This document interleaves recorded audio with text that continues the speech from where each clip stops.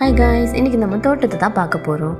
நம்ம தோட்டத்தை கொஞ்சம் ரெடி பண்ணி எடுத்துருக்கோம். ஒரு ஆள் வந்து ரெடி பண்ணி கொடுத்தாங்க. எதுக்கு அப்படின்னா, இந்த மரவள்ளி கிழங்கு பிளான் பண்ணுறதுக்கு தான்.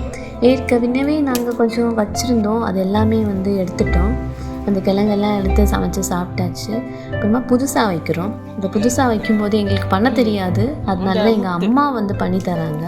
இதை பிளான் பண்ணுறதுக்கு வந்து கரெக்டாக அந்த கொம்பு நாட்டணும், இல்லைன்னா வந்து தப்பாக பண்ணிட்டோன்னா அது ஒழுங்காக வராது. பார்த்திங்களா, இந்த கம்பு இருக்குல்ல, இந்த மரவள்ளி கிழங்கு கம்பை வந்து நாங்கள் சும்மா தூக்கி போட்டோங்க. அது தானாகவே அது சும்மா மண்ணில் விழுந்து முளைச்சிச்சு. பெருசாக ஒரு கிழங்கு இருக்குது, அதுக்கப்புறமா குட்டியாக ஒன்று இருக்குது. இந்த குட்டியாக இருக்குல்ல இந்த கிழங்கு, இது வந்து பச்சையாகவே சாப்பிட்டுக்கலாம். இது வந்து வேக வச்சு நெருப்பில் காட்டி கூட சாப்பிட்டுக்கலாம். நெருப்பில் காட்டி சாப்பிட்டாலும் நல்லாயிருக்கும். இது பச்சையாக சாப்பிட்டாலுமே இது கொஞ்சம் டேஸ்ட்டாக தான் இருக்கும்.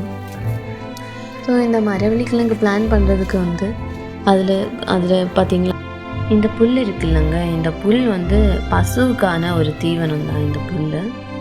அதுக்கப்புறமா இது என்னென்னா ஊமத்தன் செடி. இதில் காய் பூ எல்லாமே இருக்குது. ஃபஸ்ட்டு இதில் பூ வரும், அதுக்கப்புறமா அது காயாக மாறும். இது நல்ல மெடிசினல் வேல்யூ உள்ள ஒரு செடி தான்.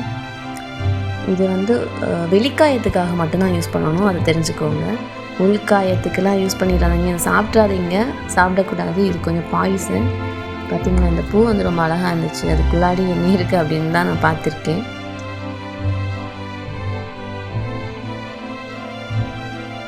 அதுக்கப்புறமா நம்ம தோட்டத்தில் வாழை மரம் இருக்குங்க.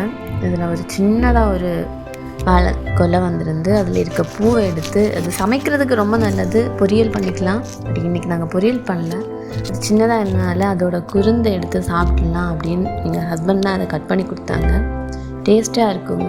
இது மாதிரி இந்த வாழைப்பூவாக இருக்கட்டும், இந்த வாழையோட குருந்து, நிறைய விஷயங்கள் எல்லாமே ரொம்ப ஹெல்த் பெனிஃபிட் இருக்குது இதில். இது வந்து சேம்பு வந்து இன்னும் காய் எடுக்கலாம். நாங்கள் காய் எடுக்கும்போது காமிக்கிறேன். இது எல்லாமே நம்ம தோட்டத்தில் இருக்க வாழை மரங்க. நம்ம தோட்டத்தில் வாழை மரம், அப்புறம் பப்பாயா, சேம்பு, அப்புறம் கொஞ்சம் வெஜிடபிள்ஸ் இது எல்லாமே இருக்குது.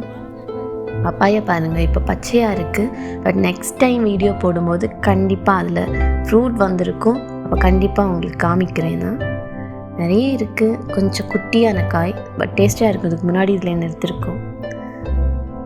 Stay tuned for the next video. நம்ம வீடியோஸ் உங்களுக்கு பிடிச்சிருக்கு அப்படின்னா லைக் பண்ணுங்கள், ஷேர் பண்ணுங்கள், சப்ஸ்கிரைப் பண்ணுங்கள்.